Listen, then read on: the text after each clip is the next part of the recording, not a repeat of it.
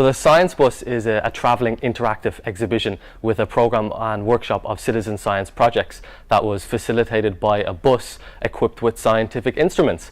So 2 scientists would travel around Europe to museums, marketplaces, city squares, schools, or hard to reach places and deliver these DIY workshops with the citizens of the town. It's a project putting together research, civil society, policy and enterprise, and we are very proud to have such a consortium in detail. When we visited a town or the museum, we would sit down with the citizens and have open discussions about current scientific topics.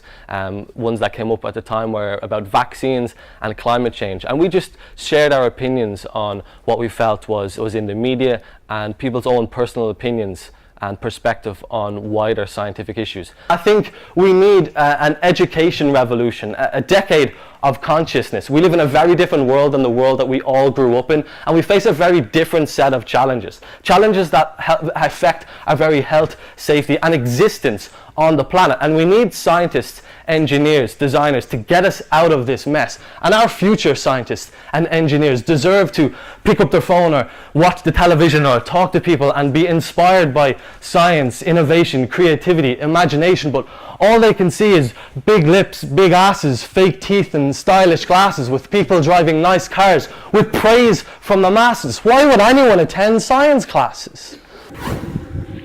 Let's start with our sun.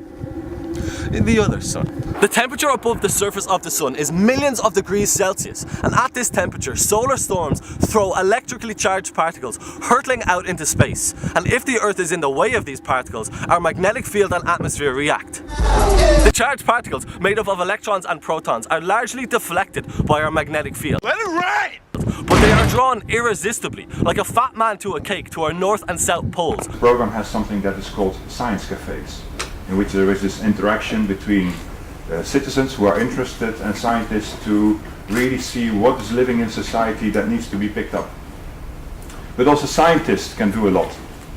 They can come down off the ivory tower, show their work, show the impact, and really do more about science communication. The program is not only about that, it's also about science education. How can you raise the interest in science in society?